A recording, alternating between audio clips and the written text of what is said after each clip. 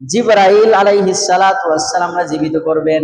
জীবিত করার পর এবার আল্লাহ পাক রব্বুল আলামিন সমস্ত রূহগুলাকে ডাক দিবে। কারে ডাক দিবে? রূহগুলাকে, যত রূহ আছে সব রূহগুলাকে আল্লাহ তাআলা যখন ডাক দিবেন, রূহগুলা সব আল্লাহ তাআলার দরবারে হাজিরা দিবে, চলে আসবে। কিতাবের মধ্যে লিখেছে রূহগুলা আসমান আর জমিনের যত খালি জায়গা আছে সব জায়গা রূহ দিয়া ভরপুর হয়ে যাবে। সুবহানাল্লাহ, সব ভরপুর হয়ে যাবে। আল্লাহ নবী সাল্লাল্লাহু আলাইহি ওয়াসাল্লাম বলেন, আল্লাহর এই ডাক পায়া রূহগুলা যখন আসবে, ইমানদার বান্দা যারা, ইমানদার বান্দার রূহগুলা আল্লাহর নূরে ঝলমল ঝলমল করতে থাকবে, আর বদকারের রূহগুলা অন্ধকারাচ্ছন্ন হয়ে থাকবে। ইমানদারের রূহ, ইমানের যে পাওয়ার, ওই পাওয়ারে জিলজিল দিতে থাকবে, ঝলঝল করতে থাকবে। আর বদকারের রূহগুলা কি হবে? অন্ধকারাচ্ছন্ন হয়ে থাকবে। এরপরে আল্লাহ পাক রব্বুল আলামিন সমস্ত রূহগুলাকে আদেশ করবে, রূহগুলা আমার আদেশে প্রত্যেকে নিজ নিজ শরীরের মধ্যে প্রবেশ করো। সুবহানাল্লাহ। দেখেন রূহ বিষয়টা আল্লাহ তাআলা, কথা লম্বা হয়ে যাবে, তারপরে একটু বোঝানোর জন্য বলি। মক্কার কাফেররা আল্লাহ নবী সাল্লাল্লাহু আলাইহি সাল্লামকে 3টা প্রশ্ন করছিল। কয়টা? 3টা। নবীরে ঠেকানোর জন্য, আল্লাহ নবীরে ঠেকানোর জন্য, বেইজ্জতি করার জন্য তারা কি করছে? যাদেরকে তাওরাত দেওয়া হয়েছিল, ইহুদিদের বড় বড় পণ্ডিত, তাদেরকে বলছে যে মুহাম্মদুর রাসূলুল্লাহরে ঠেকামু, বেইজ্জতি করবো, এই জন্য এমন কিছু প্রশ্ন শিখায় দাও। তো ইহুদি পণ্ডিত যারা ছিল তারা বলছিল যে এই 3টা প্রশ্ন করবা, যদি এই 3 প্রশ্নের উত্তর মুহাম্মদুর রাসূলুল্লাহ সাল্লাল্লাহু আলাইহি ওয়াসাল্লাম দিতে পারে তাহলে বুঝবা যে আসলে সত্য নবী, আর যদি দিতে না পারে তাহলে বুঝবা সত্য নবী নয়। তার মধ্যে একটা ছিল হলো রূহ কি জিনিস। ওয়াসআলুনাকা আনির রূহ, মুহাম্মদকে জিজ্ঞাসা করো রূহ কি জিনিস। তো আল্লাহ তাআলা হাবিবে কিবরিয়া নবী সাল্লাল্লাহু আলাইহি ওয়াসাল্লামকে শিখায়া দিয়েছে, হে নবী আপনি বলেন কুলির রূহু মিন আমরি রব্বি, আরে রূহ হচ্ছে তোমার রবের একটা হুকুম। সুবহানাল্লাহ। রূহটা কি? রবের একটা হুকুম, এটাকে ধরাও যায় না, ছোঁয়াও যায় না, এটা আল্লাহর আদেশ, আল্লাহর হুকুম। তো এই রূহ গুলাকে আল্লাহ তাআলা, যেমন আল্লাহর আদেশেই রূহ কবজ করা হয়েছিল, আবার আল্লাহ তাআলার আদেশে রূহগুলারে আদেশ দিবেন যে প্রত্যেকে নিজ নিজ শরীরের মধ্যে প্রবেশ করো। এই আদেশ পাওয়ার পর রূহগুলা এমন ভাবে যখন শরীরের মধ্যে প্রবেশ করবে, প্রত্যেকেই রূহ নিজ নিজ শরীরের মধ্যে প্রবেশ করবে। প্রবেশ করার পর এত দ্রুত রূহগুলা ছড়িয়ে ছিটিয়ে যাবে শরীরের মধ্যে।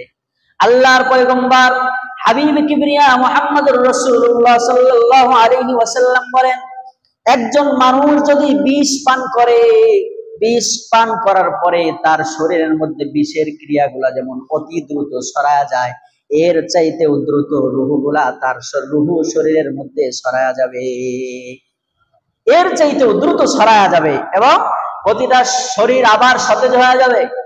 এবার আল্লাহ পাক রব্বুল আলামিন ইসরাফিল আলাইহিস সালাতু ওয়াস সালামকে বলবে, ইসরাফিল কবর থেকে উঠানোর যেই ফুৎকার, ওই ফুৎকার দেওয়া শুরু করে দাও।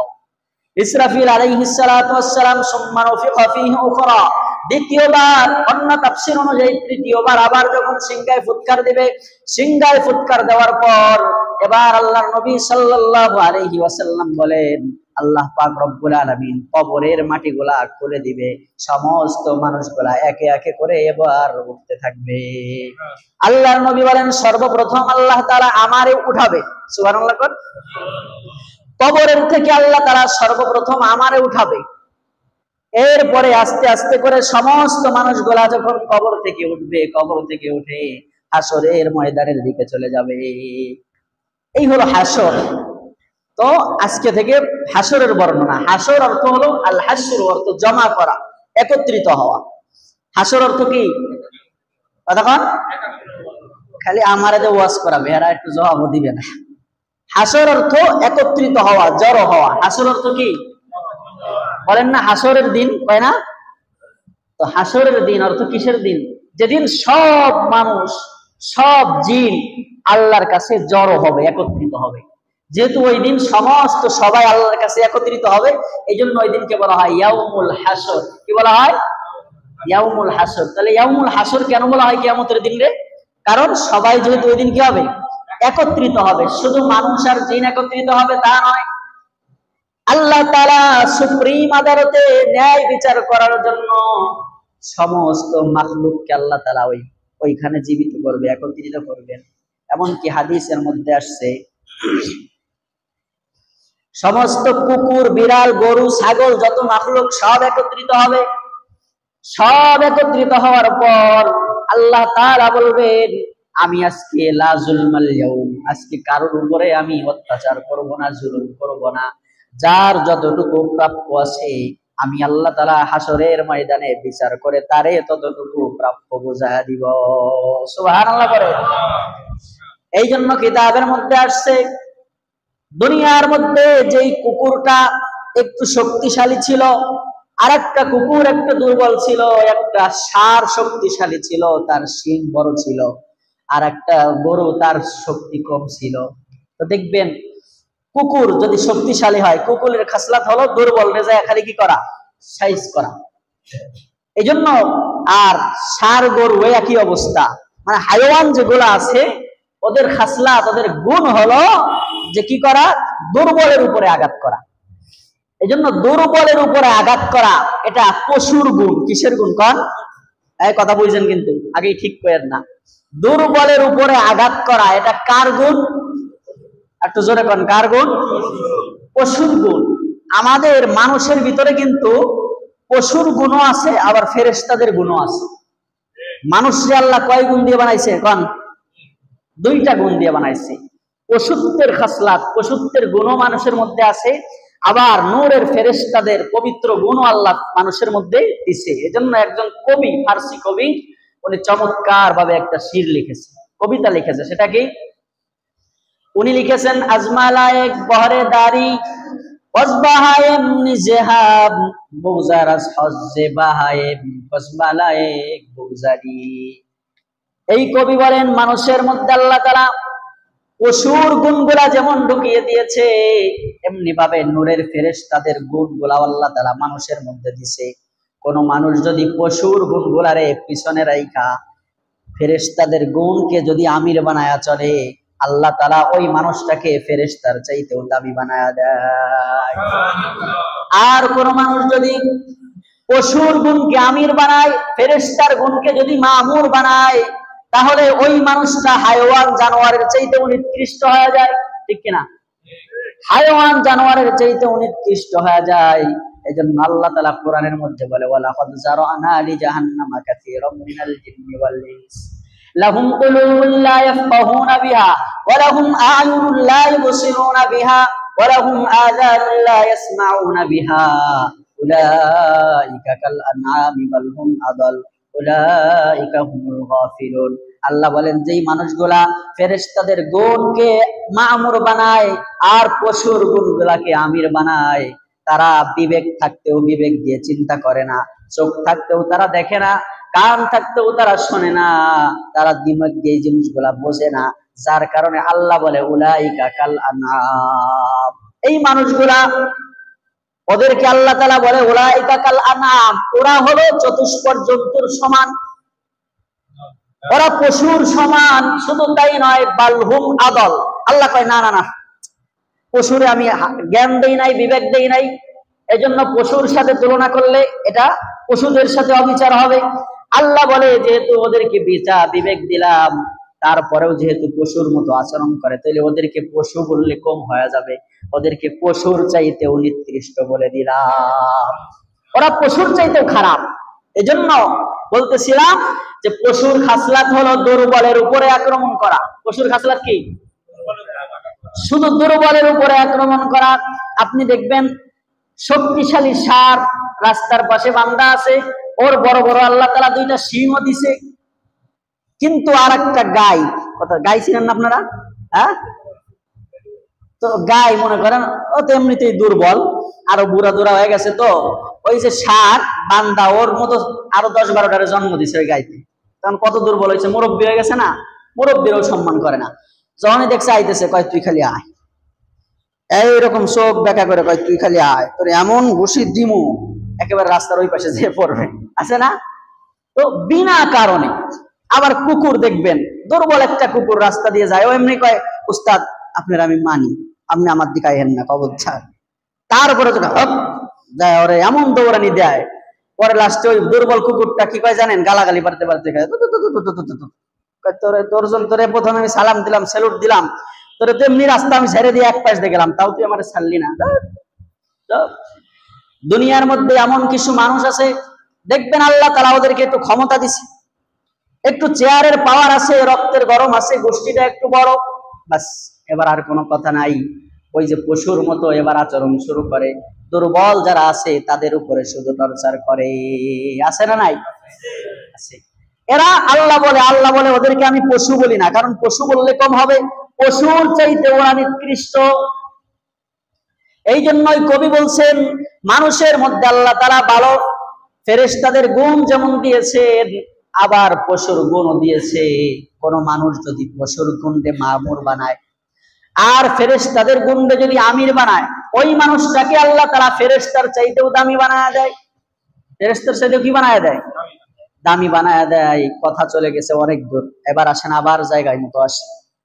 আল্লাহ তাআলা ওই দুর্বল পশু আর সবল পশুরে হাসরের ময়দানে জড়ো করবে, একত্রিত করবে, করার পরে বলবে, লা যুলমাল ইয়াউম, তোমাদের প্রতি আজকে কোনো জুলুম করা হবে না। কার কি অভিযোগ আছে আমি রব্বে কারিমের সুপ্রিম আদালতে আজকে পেশ করো। সুবহানাল্লাহ। এবার দুর্বল পশুগুলা বলবে, আল্লাহ দুনিয়ার মধ্যে আমার শক্তি কম দিয়েছিলা, আমারে শিং দাও নাই, যার কারণে ওই শিংওয়ালা পশুটা আমারে গুতা দিয়ে আমার পেট ফাইরা ফেলাইছে। এই যে দেহ আল্লাহ, এই জায়গা আমার চামড়াটা ছিলে ফেলাইছে। এবার আল্লাহ কয়, তাইলে তুই এবার প্রতিশোধ নে, যত পারিস তুই প্রতিশোধ নে। এবার আল্লাহ তাআলা কি করবেন, কিতাবের মধ্যে এটাও আসছে, ওই দুনিয়ার মধ্যে যেই পশুটা সবল ছিল ওই পশুরে দুর্বল বানায় দিবে, দুনিয়ার মধ্যে যেই পশুর শিং ছিল ওই পশুর শিংবিহীন বানায় দিবে, আর যেই গরু দুর্বল ছিল ওরে সবল বানায় দিবে, শিংওয়ালা বানায় দিবে। বানায়া বলবে, লা যুলমাল ইয়াউম, আজকে আমার কোন মাখলুকের উপরে আমি জুলুম করব না, অত্যাচার করব না, তুমি যত দূর সম্ভব তোমার আজকের পাওনা মিটিয়ে দাও। এবার বাস ওই পশু কি করবে, পরে যতটুকু দেওয়ার দিবে, দেওয়ার পরে কবে আল্লাহ, আল্লাহ কবে হয়েছে, হ্যাঁ আল্লাহ হয়েছে। তাহলে তোদের আর কোনো হিসাব কিতাব নাই, যা মাটি হয়ে যা, তোরা মাটির সাথে মিশে যা, সব মিশে যাবে। এই কথাই কোরআনুল কারীমের সূরা নাবার মধ্যে আল্লাহ তাআলা বলছেন, কাফেররা যখন মাখলুক জিন ইনসান ব্যতীত অন্য মাখলুকের এই হিসাব কিতাব দেখবে, আর দেখবে যে তারা হিসাব কিতাব হওয়ার সাথে সাথে মাটি হয়ে যাইতেছে, তখন ওয়ায়াকুলু ইয়া লাইতানি কুনতু তুরাবা, কাফেররা বেঈমানরা বলবে, হায় রে আমাদের আফসোস, ইয়া লাইতানি কুনতু তুরাবা, ওই মাখলুকের মতো যদি আজকে আমরা মাটি হয়ে যাইতে পারতাম কতই না ভালো হইতো।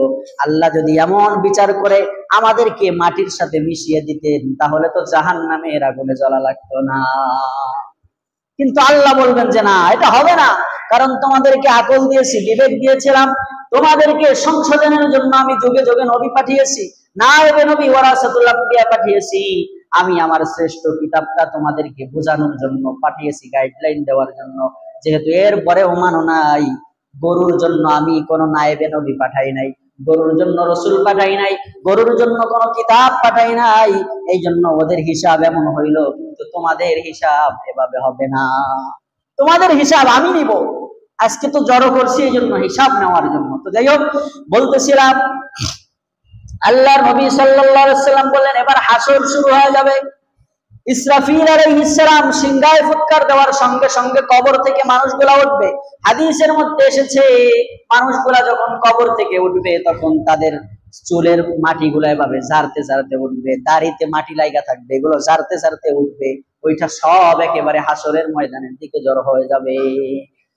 একটা হাদিস বুখারী মুসলিমের মধ্যে আসছে, আল্লাহর নবীর চাচাতো ভাই ইবনে আব্বাস রাদিয়াল্লাহু তাআলা আনহুমা উনি বলেন, قال النبي صلى الله عليه وسلم إنكم محشورون حفاة عراة غرلا, আল্লাহর নবী সাল্লাল্লাহু আলাইহি ওয়াসাল্লাম বলেছেন, হাসরের ময়দানে তোমরা যে আল্লাহর কাছে একত্রিত হবে, কিভাবে হবে জানোনি? তোমাদেরকে আল্লাহ তাআলা দুনিয়ায় যেভাবে জন্ম দিয়েছিল অর্থাৎ তোমরা খালি পায়ে ছিলা, খালি গায়ে ছিলা, আর তোমরা খাতনাবিহীন ছিলা। আল্লাহর নবী বলেন ইন্নাকুম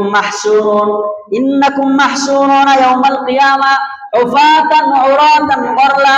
কবরের থেকে মানুষগুলা যখন উঠবে তখন মানুষের শরীরে কোনো পোশাক থাকবে না, মানুষের পায়ে কোনো জুতা স্যান্ডেল কিছুই থাকবে না, এমনকি খাতনাবিহীন অবস্থায় আল্লাহ পাক রব্বুল আলামিনের দরবারে সবাই হাজিরা দিবে, কিছুই থাকবে না।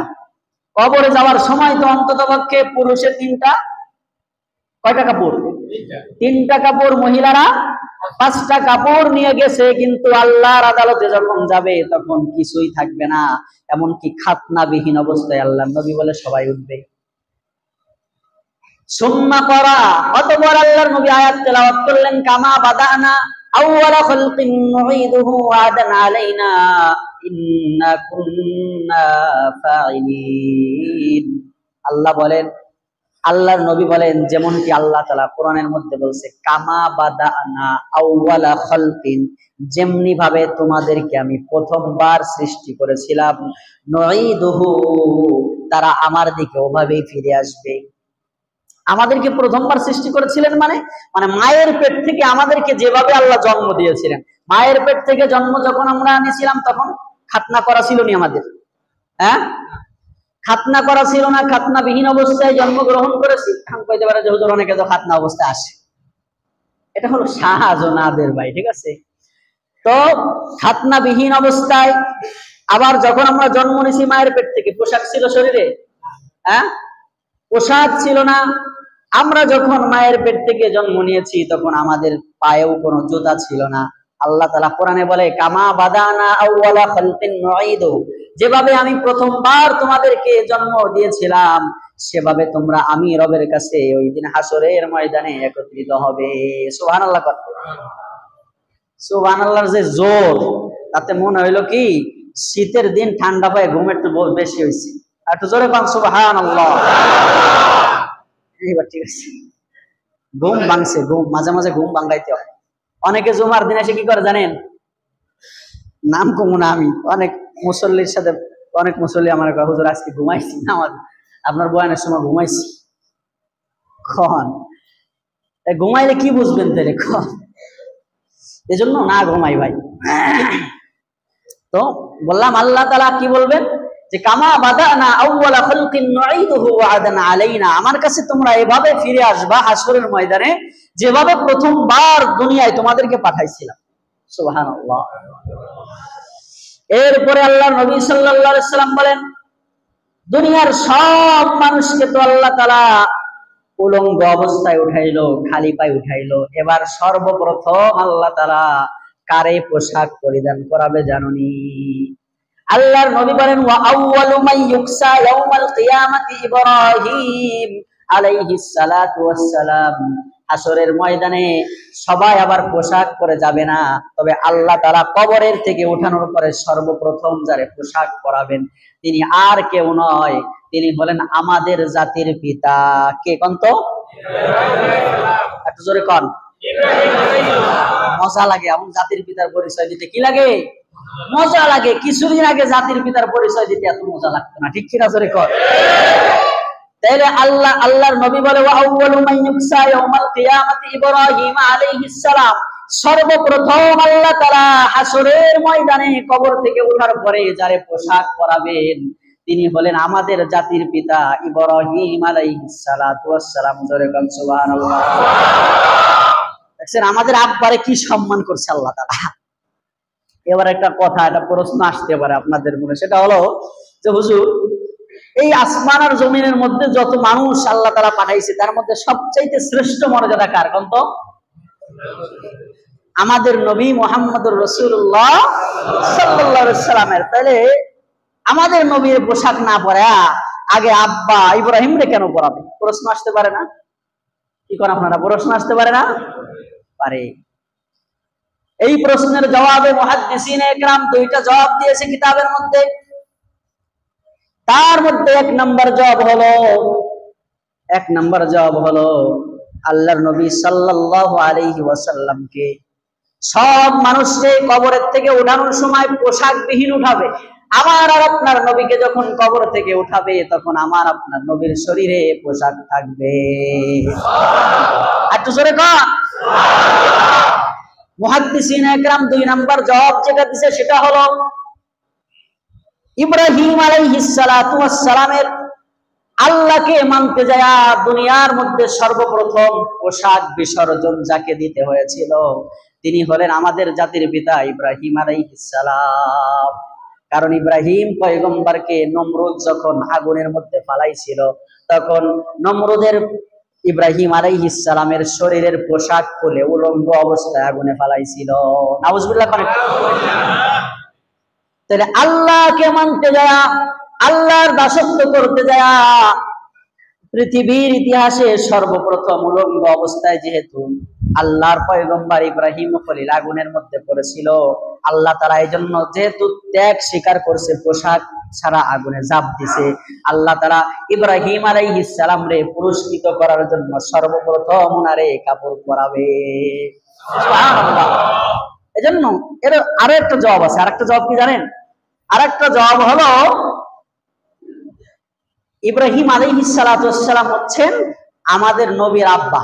আমাদের নবীর কি আব্বা? বংশের দিক দিয়া ইব্রাহিম আলাইহিস সালামের বংশে হলো আমাদের নবী জন্মগ্রহণ করছে। এজন্য বাপ যদি উলঙ্গ থাকে তাহলে ছেলের মান সম্মান থাকে, কিন্তু বিয়াদব ছেলে যেগুলো আছে ওদের মান সম্মান যায় না। ওই যে মাঝে মাঝে আমি একটা কথা কই, তুই যে ওই জায়গায় গেলি তোর ইজ্জত শেষ না? বেটা আমি ওখানে যাওয়ার আগে কি আমার ইজ্জত ছিল? বুঝেন নাই কথা? আমি ওই জায়গায় যাওয়ার আগে কি আমার ইজ্জত ছিল? মানে আমার তো ইজ্জতই নাই, আর শেষ হবে কি? আমার তো সম্মানই নাই। তো এমন বেয়াদব বেহায়া ছেলে যদি হয় তাহলে আলাদা বিষয়। ওই যে একটা কথা বলে যে বাজারের মধ্যে দেখলাম আমার আব্বারে পিটাইতেছে, বাজারের মধ্যে দেখলাম আমার আব্বারে কি করতেছে? পিটাইতেছে। এই জন্য আমি আর চিন্তা করলাম যে যদি পরিচয় দিই ওই জায়গায় যায় এ নিয়ে আমার আব্বা, তাহলে আমারও আগে বাবা পিটান দেয় নাকি, এজন্য আমি আগে উল্টা ফেলে দৌড় দিচ্ছি। এটা কি আসলে প্রকৃত ছেলে? হ্যাঁ, আদৌ বলা ছেলে? তাহলে তো বাবারে বলতেছে আমার বাবারে মাইরো না, দরকার যত মার আমার পিঠে দাও। তো এই জন্য এই একটা জবাবও আছে, সেটা হলো যে আব্বার অসম্মানী হওয়া মানে তো ছেলেরও অসম্মানী হওয়া। এই জন্য আল্লাহ তাআলা কবর থেকে উঠানোর আগে সর্বপ্রথম আমাদের নবীর বাপ ইব্রাহিম আলাইহিস সালামকে পোশাক পরিধান করবে। সুবহানাল্লাহ। এরপরে আল্লাহ নবী সাল্লাল্লাহু আলাইহি সাল্লাম বলেন এই হাদিস, ওয়া আউয়ালু মান ইউকসা ইয়াউমাল কিয়ামাতি ইব্রাহিম, সর্বপ্রথম ইব্রাহিম আলাইহিস সালামকে আল্লাহ তাআলা কাপড় পরিধান করাবে। তারপরে আস্তে আস্তে স্টেপ বাই স্টেপ শহীদদেরকে আল্লাহ কাপড় পরিধান করাবে, সিদ্দিকদেরকে আল্লাহ কাপড় পরিধান করাবে, নেককারদেরকে আল্লাহ তাআলা কাপড় পরিধান করাবে। তারপরে আল্লাহ নবী সাল্লাল্লাহু আলাইহি সাল্লাম বলেন, ওয়া ইন্না নাসাম মিন আসহাবি ইউখাযু বিহিম যাতাশ শিমাল, এবার আমি দেখতে পাবো হাসরের ময়দানে, আমি চিনতে পারবো এরা আমার উম্মত, কিন্তু আসহাবুস শিমাল, আমি দেখবো আমার কিছু উম্মতকে বামপন্থী করে নিয়ে যাওয়া হইতেছে জাহান্নামে দেওয়ার জন্য। আমার কিছু উম্মতকে জাহান্নামে নেওয়ার জন্য বাম দিকে নিয়ে যাওয়া হইতেছে। আল্লাহর নবী সাল্লাল্লাহু আলাইহি সাল্লাম বলেন, এবার হাসরের ময়দানে আমি আল্লাহকে বলবো, আল্লাহ ফাকুলু আসহাবি আসহাবি, ওগো আল্লাহ আমি তো চিনতে পারতেছি এরা আমার উম্মত, এরা আমার উম্মত, এদেরকে আপনি কেন বামপন্থী বানাইলেন? এবার ফেরেশতারা জবাব দিবে আল্লাহর পক্ষ থেকে, ফায়াকুলু, তারা বলবে, সে বলবে, ইন্নাহুম লাইয়াজালু মুরতাদ্দিনা আলা আকাবিহিম মুসফারাতাহু, ওগো নবী হাসরে আপনি তো জানেন না, আপনি দুনিয়ার থেকে বিদায় নেওয়ার পরে আপনি তো কবরে চলে আসছিলেন, আপনার উম্মতেরা কি করছে জানেননি? আপনার দিনকে উল্টো পাল্টা করে যা যেমন মন চাইছে তেমন করে ব্যবহার করছে। দিনের জিনিসগুলা বিষয়গুলাকে ওরা হেরফের করে বিভিন্ন ধরনের বেদাত আবিষ্কার করছে। এরপরে ইসলামের যে বিধানগুলা আছে এইগুলারে বড়ি আঙ্গুলি দেখায়া ইসলামী রাষ্ট্র কায়েম না করে মদের আইন এই দেশে বৈধতা দিছে। আছে না? সুদ, ঘুষ, জুয়া, মদ, তারি যা আছে এগুলোরে বৈধতা দিছে, ইসলামের বড়ি আঙ্গুলি দেখাইছে। এমনকি সংবিধান থেকে বিসমিল্লাহর মতো পবিত্র শব্দ মুছে দিয়েছে। ঠিক না? এমন আপনার দিনকে ওরা বৃদ্ধাঙ্গুলি দেখিয়েছে। কোরআনুল কারীমের কোন বিধানকে ওরা ঠিক মতো মানে নাই। শুধু নিজেরা মানে নাই তা নয়, যারা ইসলামকে মানতে চেয়েছে তাদের উপরও টর্চার করেছে। এজন্য হে নবী, এদেরকে তো বামপন্থী করবো না, কি পন্থী করবো, এরা আপনার কি এর উম্মত? তখন আল্লাহর নবী কি জবাব দিবে জানেন? আল্লাহর নবী সাল্লাল্লাহু আলাইহি ওয়াসাল্লাম বলেন, ফাআকুলু কামা কাউলাল আব্দুস সালিহ। আল্লাহর নবী বলেন, এই কথা যখন ফেরেশতারা আমারে শোনাবে তখন আমি ওই সৎ মানুষের মতো জবাব দিব, যেই জবাবটা কোরআনুল কারীমে আল্লাহ উঠায়া দিছে, ওয়া কুনতু আলাইহিম শাহীদাম মা দুমতু ফীহিম, ওয়া কুনতু আলাইহিম শাহীদাম মা দুমতু ফীহিম, অর্থাৎ যতদিন পর্যন্ত তোমাদের মাঝে আমি ছিলাম ততদিন তো তোমাদের আমলগুলো আমি দেখছি, কিন্তু আমি যখন অনুপস্থিত ছিলাম তখনের বিষয় তো আর আমি জানি না, এই বিষয় তো আল্লাহর পক্ষ থেকে নিগরানি করেছে ফেরেশতারা, সুতরাং তারা যেটা বলতেছে এটাই হতে পারে, এটাই হবে। এজন্য আল্লাহর নবী এই বামপন্থীদের আর সুপারিশও করবে না। আর হাসরের ময়দানে আল্লাহর নবী যদি সুপারিশ না করে তাহলে কি আপনি জান্নাতে যাবেন? জান্নাতে যাওয়ার কায়দা আছে? এজন্য চিন্তা করেন মুসলমান, আল্লাহর নবীর সুন্নাহগুলা বাদ দিয়া আজকে যে আমরা ইসলাম কায়েম করার চিন্তা করি, এটা কি আদৌ সম্ভব? হ্যাঁ, এজন্য সর্বপ্রথম নিজের সুন্নাতের আদলে সাজান ভাইরা, আমার মাথা থেকে পা পর্যন্ত সুন্নাতের আদলে সাজান, আমার পরিবার সুন্নাতের আদলে সাজান, আমার রাষ্ট্র, আমার সমাজ, আমার শিক্ষা ব্যবস্থা, আমার অর্থনৈতিক জীবন সবগুলা আল্লাহর নবীর সুন্নাহ দিয়ে যদি সাজাই তাইলে না আল্লাহর নবী আমারে সুপারিশ করবে। শুধু সুপারিশ করবে তা না, আল্লাহ নবী বলছে যে ও আমার সাথে জান্নাতে থাকবে। সুবহানাল্লাহ। আল্লাহ তাআলা আমাদেরকে সুন্নতি জীবন যাপন করার তৌফিক দান করুক, সকলে পড়ে না আমিন। ভাইরা আমার, তাহলে বোঝা গেল হাসরের ময়দানটা অনেক ভয়াবহ হবে। এবার আসেন আর একটা প্রশ্ন, যে প্রশ্নটা আমাদের আম্মা জান আয়েশা রাদিয়াল্লাহু তাআলা আনহা আমাদের আব্বা মুহাম্মদুর রাসূলুল্লাহ সাল্লাল্লাহু আলাইহি ওয়াসাল্লাম করছে। নবীর আব্বা কইলাম কে মনে আছে? বয়ান পিছনে মনে আছে? একজন মুসলমানের বাপ কয়জন? চারজন। কয়জন? তাহলে মুহাম্মদুর রাসূলুল্লাহ আমাদের আব্বা, রূহানি পিতা, আমাদের কি পিতা? এই জন্য বাপ কইছি, বুঝছেন তো? তাহলে মুহাম্মদুর রাসূলুল্লাহ যদি আমাদের আব্বা হয় তাহলে ওনার স্ত্রীগণ আমাদের কি হয়? এজন্য নবীর স্ত্রীদেরকে আম্মা বলা হয়। কি বলা হয়? উম্মাহাতুল মুমিনিন, সমস্ত উম্মতের ওনারা কি মা। আম্মা জান আয়েশা সিদ্দিকা রাদিয়াল্লাহু তাআলা আনহা, আমাদের মাথায় যে প্রশ্নটা আসতে পারে এই প্রশ্ন উনি নিজে আল্লাহর নবীকে করছে, আমাদের আব্বারে করছে। কি প্রশ্ন করছে দেখেন হাদিসের মধ্যে, বুখারী মুসলিমের হাদিস। আন আয়েশা রাদিয়াল্লাহু তাআলা আনহা قالت سمعت النبي صلى الله عليه وسلم يقول يحشر الناس يوم القيامة حفاة عراة غرلا। আম্মা জান আয়েশা সিদ্দিকা রাদিয়াল্লাহু তাআলা আনহা বলেন, আল্লাহর নবীর থেকে আমি এই কথা শুনেছি, হাসরের ময়দানে মানুষগুলা উলঙ্গ অবস্থায় উঠবে, খালি পায়ে উঠবে, খতনাবিহীন অবস্থায় উঠবে। কুলতু ইয়া রাসূলুল্লাহ, আয়েশা রাদিয়াল্লাহু তাআলা আনহা বলেন, আমি আল্লাহর নবীরে বললাম, ওগো আল্লাহর নবী, ইয়া রাসূলুল্লাহ, আর রিজালু ওয়ান নিসাউ জামিআ ইয়ানজুরু বাযুম ইলা বায।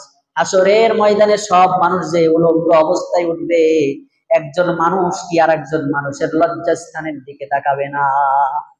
এই প্রশ্ন আসতে পারে না? হ্যাঁ, দুনিয়ার মধ্যে স্বাভাবিকভাবে উল্টাপাল্টা কোনো পোশাকে যদি কোনো নারী চলে তাহলে টুপি মাথায় দিয়ে অনেক সময় তার দিকে তাকায় না?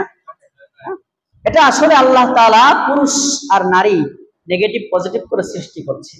এই জন্য দুনিয়ার হাইসিয়াতে আম্মা জান জিজ্ঞাসা করছে, ওগো রাসূল, তাহলে হাসরের ময়দানে কি একজন আরেকজনের দিকে তাকাবে না? এই প্রশ্ন যখন আমাদের আম্মা জান আমাদের পক্ষ থেকে করলেন, আমাদের আব্বা জান মুহাম্মদুর রাসূলুল্লাহ সাল্লাল্লাহু আলাইহি ওয়াসাল্লাম উত্তর দেয়, ফাকালা ইয়া আয়েশা, আল্লাহর পয়গম্বর বলে, হে আয়েশা, আল আমরু আশাদ্দু মিন আইয়ানজুরা ইলা বাযুহুম ইলা বায। হাসরের ময়দানের পরিস্থিতি এমন কঠিন হবে, তুমি যেইটা চিন্তা করতেছো আয়েশা, এই চিন্তা মানুষের ব্রেনের মধ্যেই আসবে না। এমন কঠিন অবস্থা হবে যে এই চিন্তাই তো মানুষের মধ্যে আসবে না। তাহলে এবার চিন্তা করেন কত ভয়াবহ অবস্থা হবে। এই জন্য ভাইয়েরা আমার, আমি এই কিয়ামতের বর্ণনা দেওয়ার শুরুতেই বলছিলাম যে আজকে এত অন্যায় অবিচার পাপ কেন? কারণ কিয়ামতের ভয় আমাদের মাঝে নাই। কিয়ামতের ভয় যার মধ্যে যত বেশি, সে অন্যায় থেকে বিরত থাকে তত বেশি। আল্লাহ তাআলা এই জন্য হাসরের ময়দানের যে ভয়, এটা আমাদেরকে সবসময় সাথে নিয়ে চলার তৌফিক দান করুক। সকলে পড়ি আমিন। হাসরের ময়দানে কাফেরদেরকে আল্লাহ তাআলা কি করবে জানেন? কাফেরদের আল্লাহ তাআলা মুখের উপর ভর করে এরপর হাসরের ময়দানে উঠাবে। নাউজুবিল্লাহ। কিসের উপর ভর করে? মুখের উপর ভর করে। আজকে যেমন আমরা দুই পাও দিয়ে হাঁটতেছি, আল্লাহ যেমন আজকে আমাদেরকে দুই পায়ে হাঁটাইতেছে, কিন্তু হাসরের ময়দানে যারা বেঈমান কাফের, ওদেরকে উঠাবে আল্লাহ তাআলা মুখের উপর ভর করে। চিন্তা করেন, নাক মুখ এটা এমনিতেই তো সেন্সিটিভ জায়গা, যদি একটু হালকা টুকা লাগে তাইলেই তো খবর হয়ে যায়, কিন্তু পুরা শরীরের ভর থাকবে মুখের উপর। এভাবে আল্লাহ তাআলা হাসরের ময়দানে উঠাবেন। মজার ব্যাপার হলো, আল্লাহর নবীর সাহাবী হযরতে আনাস রাদিয়াল্লাহু তাআলা আনহু, ওনার থেকে হাদিস বর্ণিত, উনি বলেন যে আন্না রাজুলান ক্বালা ইয়া নাবিয়াল্লাহ, আল্লাহর নবীর এক সাহাবী আল্লাহর নবীর কাছে এসে বলে, ইয়া রাসূলুল্লাহ কাইফা ইয়াহশুরুল কাফিরু আলা ওয়াজহিহি ইয়াউমাল কিয়ামা, কিয়ামতের দিন কাফিরদেরকে মুখের উপর হাঁটায়া হাঁটায়া ভর করে হাঁটায়া কেমনে একত্রিত করবে আল্লাহ তাআলা হাসরের ময়দানে? কেমনে সম্ভব? আচ্ছা, দুনিয়ার মধ্যে এই প্রশ্ন আমাদেরও, এই প্রশ্নটা আমাদেরও, কারণ এটা কি সম্ভব দুনিয়ায় যে মুখের উপর ভর করে পা উল্টা দিয়া বা যেভাবে হোক ভর করে শুধু চলবে? চলা সম্ভব? ঠিক এই জন্য ওই সাহাবী বলতেছে কাইফা ইয়াহশুর, কিভাবে হাসর করা হবে, কিভাবে একত্রিত করা হবে ইয়াউমাল কিয়ামা, কিয়ামতের দিন, আলা ওয়াজহিহি, চেহারার উপর ভর করে। তখন আল্লাহর নবী কি জবাব দিয়েছে জানেন? আল্লাহর নবী সাল্লাল্লাহু আলাইহি ওয়াসাল্লাম কি বলছে দেখেন, ক্বালা, আল্লাহর নবী বলেন, আলাইসাল্লাযী আমশাহু আলার রিজলাইনি ফিদ দুনিয়া কাদিরুন আলা আন ইয়ামশিয়াহু আলা ওয়াজহিহি ইয়াউমাল কিয়ামা। আল্লাহর নবী ওই সাহাবীরে বলে, ও আমার সাহাবী, দুনিয়ার মধ্যে যেমন আল্লাহ তাআলা দুই পায়ে দিয়া দুই পায়ে ভর করে মানুষকে চলাইতেছে, আল্লাহ এটা যেমন করতে পারেন, ঠিক হাসরের ময়দানে কাফেরদেরকে মুখের উপর ভর করায়ও চলাইতে পারেন। পারে কিনা? আল্লাহ তাআলা এটা পারে। এর নগদ প্রমাণ দুনিয়ার মধ্যেই আছে, সেটা হলো সূরাতুন নূরের ৪৫ নম্বর আয়াত। আল্লাহ তাআলা বলেন, ওয়াল্লাহু খালাকা কুল্লা দাব্বাতিন মিম্মা, আল্লাহ তাআলা সমস্ত সৃষ্টিকে পানি থেকে সৃষ্টি করেছেন। ফামিনহুম মাইয়ামশি আলা বাতনিহি ওয়া মিনহুম মাইয়ামশি আলা রিজলাইনি ওয়া মিনহুম মাইয়ামশি আলা আরবা ইয়াখলুকুল্লাহু মা ইয়াশা ইন্নাল্লাহা আলিমুন কাদির। আল্লাহ তাআলা বলেন, সব মাখলুককে আমি পানির থেকে সৃষ্টি করেছি। এরপরে ফামিনহুম মাইয়ামশি আলা বাতনি, কোন কোন প্রাণীকে আমি আল্লাহ তাআলা মুখ আর মুখের উপরে ভর করে দুনিয়ার মধ্যে হাঁটাই চলাই। আবার ওয়ামিনহুম মাইয়ামশি আলা রিজলাইন, কোন কোন প্রাণীকে আমি আল্লাহ তাআলা দুই পায়ের উপরে ভর করে চলাই। ওয়ামিনহুম মাইয়ামশি আলা আরবা, আর কোন কোন প্রাণীকে মাখলুককে আমি আল্লাহ তাআলা চার পায়ে চলাই। ঠিক কি না? অনেক প্রাণী আছে যারা বুকের উপর ভর করে চলে। আল্লাহ বলছেন ফামিনহুম মাইয়ামশি আলা বাতনি, যেমন সাপ, টিকটিকি, গিরগিটি, গুই সাপ, গোইল, এগুলো কিসের উপর চলে? বুকে ভর দিয়ে, মুখে ভর দিয়ে চলে। ওয়ামিনহুম মাইয়ামশি আলা রিজলাইন, আবার মানুষকে আল্লাহ তাআলা দুই পায়ের উপরে চালায়। কয় পায়? এখানে একটা বৈজ্ঞানিক ব্যাখ্যা আমি পড়েছিলাম, সেটা হলো প্রতিটা মানুষ বাতাসকে প্রতিহত করে চলে। এই যে দাঁড়ায় রয়েছি, আসলে মূলত এইভাবে দাঁড়ায় থাকা কিন্তু সম্ভব না। দুই পায়ে দাঁড়ায় থাকা কিনা সম্ভব নয়, কারণ আমরা বাতাসের সাথে প্রতিযোগিতা করে, কারণ পৃথিবীর মধ্যে যে বাতাসটা সব সময় চলে, যদি আল্লাহ তাআলা এটা প্রতিহত করার শক্তি আমাদেরকে না দিতেন, তাহলে দুই পায়ে এভাবে আমরা দাঁড়ায় থাকতে পারতাম না, আমরা পড়ে যাইতাম, বাঁকা হয়ে থাকতাম। কিন্তু আল্লাহ তাআলা, এজন্য আল্লাহ বলে ফামিনহুম মাইয়ামশি আলা বাতনি ওয়া মিনহুম মাইয়ামশি আলা রিজলাইন, আমি আল্লাহ তাআলা যেমন দুনিয়ায় মানুষকে দুই পায়ের উপরে দাঁড়িয়ে থাকা, চলা, দৌড়ানোর শক্তি দিয়েছি, কুদরতার ক্ষমতা দিয়েছি, এমনি ভাবে আমি আল্লাহ তাআলা হাসরের ময়দানে কাফেরদেরকে ওদের মুখ, নাক, চোখের উপরে আমি আল্লাহ তাআলা হাঁটাবো। সুবহানাল্লাহ। এটা ইয়াখলুকুল্লাহু মা ইয়াশা, আল্লাহ তার সৃষ্টিকে যেভাবে ইচ্ছা সেভাবে চালাইতে পারেন। পারেন কিনা ভাই? আল্লাহ তাআলা যেভাবে খুশি সেভাবে তার সৃষ্টিকে চালাইতে পারেন, ব্যবহার করতে পারেন। এই জন্য হাসরের ময়দানে পাপিষ্ঠ যারা আছে, বেঈমান যারা, কাফের যারা, তাদেরকে আল্লাহ তাআলা এমন ভাবে মুখের উপরে হাঁটায়া হাঁটায়া হাসরে একত্রিত করবে। আল্লাহ আমাদেরকে হেফাজত করুক, করি আমিন। তাহলে এই জন্য ভাইয়েরা আমার, হাসরের ময়দানটা খুব কঠিন একটা ময়দান, ভয়াবহ ময়দান। এই জন্য গত জুমায় আমি বলেছিলাম, আল্লাহ নবী যে বলেছে, আয়েশা, হাসরের ময়দানে যার কাছ থেকে হিসাব নেওয়া হবে তারে আযাব দেওয়া হবে। এই জন্য হিসাব ছাড়া পার হওয়ার চিন্তা করো, হিসাব ছাড়া পার হওয়ার চিন্তা করো। হিসাব ছাড়া পার হওয়ার ব্যবস্থা আছে না নাই? আছে না নাই? কোন আছে? যারা শহীদ, যারা আল্লাহর রাস্তায় জীবন দিয়ে শহীদ হয়েছে, তাদের হিসাব হবে? বিনা হিসাবে তারা জান্নাতে। এই জন্য আল্লাহ নবী বলছে, প্রতিদিন সকাল সন্ধ্যা এই দোয়াটা পড়বা যে আল্লাহুম্মা রযুকনা শাহাদাতান ফি সাবিলিক ওয়াজআল মাউতানা বিবালাদি রাসূলিক। আল্লাহ, আমারে আপনি শহীদি মর্যাদা দান করেন, শহীদি মৃত্যু দান করেন, শহীদি মরণে জানি আমি ধন্য হই, এমন তৌফিক দান করেন। এজন্য প্রতিটা ঈমানদার, যারা প্রকৃতপক্ষে ঈমানদার, তাদের ভিতরে এই আশা লালন করা চাই যে আমি শহীদি মরণ চাই। কি মরণ চাই? শহীদি মরণ চাই। চান তো আপনারা সবাই? একমাত্র যে মুনাফিক সে শহীদি মরণ চায় না, তাছাড়া সমস্ত ঈমানদারের চাহাত হলো, আল্লাহ তুমি আমারে শহীদি মরণ দাও। কারণ শহীদি মরণ এটা এমন মরণ, আল্লাহর নবী বলেছেন, কেউ যদি শাহাদাত বরণ করে, আল্লাহর রাস্তায় জিহাদ করে, ওর মরণের কষ্টটা কতটুকু? পিপিলিকায় কামড় দিলে যতটুকু ব্যথা অনুভব হয় এতটুকু। এছাড়া ও জান্নাতের সবুজ পাখি হয়ে ঘোরাফেরা করে। আর হাসরের ময়দানে ওর কোনো চিন্তা থাকবে না। আল্লাহ তাআলা শহীদকে বলবেন, যে আরে তুই তো আমার দিন টিকিয়ে রাখার জন্য তোর জীবনকে বিলায়া দিছস, তোর অনুভূতিটা কি? আল্লাহ নবী হাদিসের মধ্যে বলেন, এই শহীদ বলবে, আল্লাহ জীবন দিছিলাম আমার মাত্র একটা, জীবন দিছো কয়টা?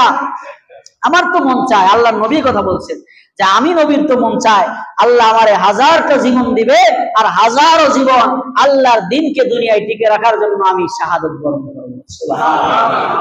আল্লাহ তাআলা আমাদেরকে শহীদি মরণ দান করুক, সকলে পড়ি আমিন। দুনিয়ার মধ্যে যতগুলা বুজুর্গ ছিল সবারই দিলের চাহাত ছিল, আল্লাহ শহীদি মরণ আমাদেরকে দান করেন। আল্লাহ তাআলা আমাদেরকে তৌফিক দান করেন। আর একটা হাদিস শোনাবো, এরপরেই ইনশাআল্লাহ বয়ান শেষ করে দেব। দেখেন, আল্লাহ নবী সাল্লাল্লাহু আলাইহি সাল্লাম হাদিসের মধ্যে, এই হাদিসটা দ্বারা বুঝবেন যে কিয়ামতের ময়দানে যে কেউ কারো সাথী হবে না, এটা একটু বোঝার চেষ্টা করবেন। সেটা হলো কি জানেন? দুনিয়ার মধ্যে আমি কয়েকদিন আগে এটা ওই যে ভণ্ড পীর যারা আছে ওদের একটা গান শুনছি। আমাদের অনেক হক্কানি উলামা একরাম এটার বিরোধিতা করছে বা এটারে প্রতিবাদ করছে।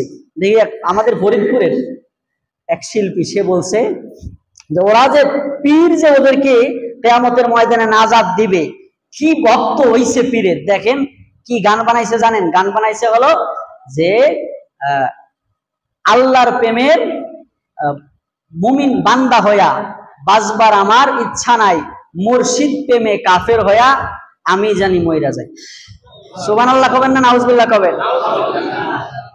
আল্লাহর প্রেমের বান্দা হইয়া বাঁচতে আমার ইচ্ছা নাই, মুর্শিদ প্রেমে কাফের হইয়া আমি জানি মইরা যাই। তার মানে আল্লাহর প্রেমের বান্দা হইয়া আমি যদি দুনিয়ায় থাকি, তাহলে ও চিন্তা করে তাহলে আমার দুনিয়াও শেষ, আখিরাতও শেষ। এজন্য মুর্শিদ প্রেমে, মুর্শিদের মহব্বত করে প্রেম করে যদি আমি কাফের হয়ে যাই, তাও আমার কোনো সমস্যা নাই, এভাবে মরে গেল। তো এই দান্দার যদি কেউ থাকেন, আল্লাহর ওয়াস্তে এই হাদিস শোনার পরে আশা করি আপনার দান্দা পরিবর্তন হবে। আচ্ছা, আল্লাহ তাআলা হাসরের ময়দানে সর্বপ্রথম পোশাক দিয়ে সম্মানিত করেছে কারে? কোন? জোরে কোন?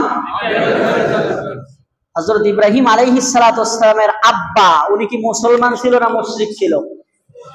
ওনার আব্বার নাম কি? আজর। কি কোরআনের মধ্যে, হাদিসের মধ্যে ওনার আব্বার নাম কি আসছে? আজর আসছে। দেখেন আল্লাহ নবী কি বলে হাদিসের মধ্যে, বলছেন যে আবু হুরায়রা থেকে হাদিসটা বর্ণিত, ক্বালা ইয়ালকা ইব্রাহিমু আবাহু আযরা ইয়াউমাল কিয়ামা। ইব্রাহিম আলাইহিস সালাতু ওয়াস সালাম কিয়ামতের দিন তার আব্বা আজরের সাথে সাক্ষাৎ করবেন। তারপরে কি করবেন? ওয়া আলা ওয়াজহি আযরা ফাতারাতুন ওয়া গাবারাতুন। ইব্রাহিম আলাইহিস সালাম দেখবেন তার পিতা আজরের মুখ ধুলায় ধূসরিত, একেবারে ধুলোমলিন অবস্থা, খারাপ একটা অবস্থার মধ্যে রয়েছে। তখন ফায়াকুলু লাহু ইব্রাহিম, ইব্রাহিম আলাইহিস সালাম তার আব্বাকে বলবেন, আলাম আকুল্লাকা আল্লা তাসিনি, আব্বা আপনারা না বলছিলাম আপনি আমার বিরোধিতা করেন না, বলছিলাম নি? ইব্রাহিম আলাইহিস সালাম কি বলবে তার আব্বারে? আলাম আকুল্লাকা আল্লা তাসিনি, আব্বা আজর আপনারা তো দুনিয়ায় বলছিলাম না যে আপনি আমার কি করেন না, বিরোধিতা করেন না, আপনি আমারে মেনে নেন।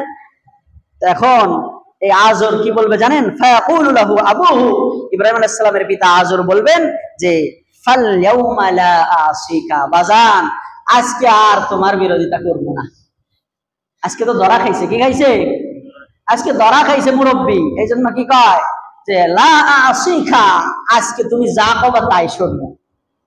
এবার হযরত ইব্রাহিম আলাইহিস সালাম আব্বা তো, বাবা তো, কাফের হইলেও কি বাবা, জন্মদাতা বাবা। ফায়াকুল ইব্রাহিম, ইব্রাহিম আলাইহিস সালাম কি বলবে জানেন? ইয়া রাব্বি, হে পরওয়ারদিগার, ইন্নাকা ওয়া'আদতানি আল্লা তুখজিনি ইয়াউমা ইউবাসুন, ইন্নাকা ওয়া'আদতানি আল্লা তুখজিনি ইয়াউমা ইউবাসুন, আল্লাহ আপনি তো আমার সাথে ওয়াদা করেছেন আমি আপনার খলিল, আমারে আজকের এই পুনরুত্থান দিবসে বেইজ্জতি করবেন না, লাঞ্ছিত করবেন না। আল্লাহ আপনি তো আমার সাথে ওয়াদা করেছেন আমারে লাঞ্ছিত করবেন না, বেইজ্জতি করবেন না। ফাআইয়ু খিজিন আখজা মিন আবি ইল্লা বাদু, একজন মানুষের আব্বা আল্লাহর রহমত থেকে বঞ্চিত হইয়া ধুলামলিন অবস্থায় পড়ে আছে, এর চাইতে আমার আর কি লাঞ্ছনা হতে পারে? কিভাবে বলছে আল্লাহর কাছে, দেখছেন নি? একেবারে কলজা নরম করার কথা আল্লাহর কাছে এইভাবে যখন বলছে যে আল্লাহ আপনি তো কইছেন আজকে আমারে কি করবেন না, বেইজ্জতি করবেন না, লাঞ্ছিত করবেন না, তাহলে আমার আব্বা, আমার জন্মদাতা পিতা আজকে এভাবে আপনার রহমত থেকে বঞ্চিত হইয়া লাঞ্ছিত হইয়া পড়ে আছে, এটা কি আমার জন্য, সন্তানের জন্য বেইজ্জতি নয়? আল্লাহ তাআলা কি বলেন? ফায়াকুলুল্লাহ, আল্লাহ তাআলা তার খলিল ইব্রাহিমকে বলবে, ও ঠিক আছে ইব্রাহিম, তুমি আমার খলিল, তুমি আমার দোস্ত, তুমি আমার হাবিবেরও পিতা, সব ঠিক আছে। ইন্নী হারামতুল জান্নাতা আলাল কাফিরিন, তবে আমি আল্লাহর বিধানে যেটা লেখা সেটা হলো কাফেরদের জন্য আমি আল্লাহর জান্নাত হারাম, কাফেরদের জন্য আমি আল্লাহর জান্নাত হারাম। সুম্মা ইউকালু ইব্রাহিম, এরপরে আল্লাহ তাআলা ইব্রাহিম আলাইহিস সালাতু ওয়াস সালামকে বলবেন, ইব্রাহিম আলাইহিস সালামকে বলা হবে, মা তাহাতারি জিলাইকা, ও ইব্রাহিম তুমি তোমার পায়ের নিচে কি একটু নজর করো, তোমার পায়ের নিচের দিকে একটু তাকাও। ফায়ানজুর, হযরত ইব্রাহিম নবী তার পায়ের দিকে যখন নজর করবে, ফাইজা হুয়া বিজিবহিন মুতালাত্তাখিন, আল্লাহর পয়গম্বর বলেন ইব্রাহিম আলাইহিস সালাম তখন তার আব্বারে যে অবস্থায় দেখতে পাবে সেটা হলো একটা ভয়ঙ্কর শিয়ালের মতো, শিয়ালের চাইতে ভয়ঙ্কর একটা প্রাণী দেখতে পাবে, আশ্চর্য ধরনের একটা প্রাণী দেখতে পাবে তার পায়ের কিনারে। এরপরে আল্লাহর নবী বলেন ফায়ুখাযু বিকাওয়াইমিহি ফায়ুলকা ফিন্নার, এভাবে চার পা ধরে ওই প্রাণীটাকে আল্লাহ তাআলা জাহান্নামে নিক্ষেপ করবে। অর্থাৎ ইব্রাহিম আলাইহিস সালামের আব্বারে কি করা হবে? এভাবে চার পা ধরে জাহান্নামের মধ্যে নিক্ষেপ করা হবে। তাহলে ভাইরা আমার, ছেলে নবী, ছেলে কি সাধারণ নবী? আল্লাহর খলিল নবী, আবার সাধারণ নবী আল্লাহর হাবিবের বাপ, কিন্তু তারপরেও বাপরে কি করলো? তাহলে আত্মীয়তার সম্পর্কে কিয়ামতের ময়দানে কোনো কি আসবে না, কিয়ামতের দিন কোনো কাজে আসবে না। এ কথাই আল্লাহ বলছে ওয়ালা তাজিরু ওয়াজিরাতুন উযরা উখরা, হাসরের ময়দানে একজনের বোঝা আর একজন বহন করবে না। শুধুমাত্র পীর যারা আছে, বন্ড পীর, এই পীররা মুরিদের বোঝা বহন করবে, তাই না? একটু জোরে বল, করবে নি? পীরের, তোমার পীরের খবরও থাকবে না, তোমার পীরের খবরও থাকবে না। যেখানে নবীরা কি বলবে জানো? নবীরা বলবে নাফসি নাফসি, আমি আমার ভুল নিয়ে আসি, আমারে নিয়ে আল্লাহ ধরে। তাহলে এজন্য যারা এই আশায় বাসা বাঁধছেন যে পীরের হাতে বায়াত হয়েছি আলহামদুলিল্লাহ, নামাজ রোজা আর কিছু লাগবে না, পীরই আমারে পার করবে দুনিয়ায়, তোমারে যতদিন তোমার পকেট ভারী আছে, পকেটে টাকা আছে, হাদিয়া তোফা দিতে পারো, অতদিন তোমারে পার করবে। মরার পরে তোমার পীরেরই খবর থাকবে না, ঠিক কিনা ধরে কর? এজন্য নিজের আমল নিজে সংশোধন করি, আল্লাহ আমাদেরকে তৌফিক দান করুক, সকলে পড়ি আমিন।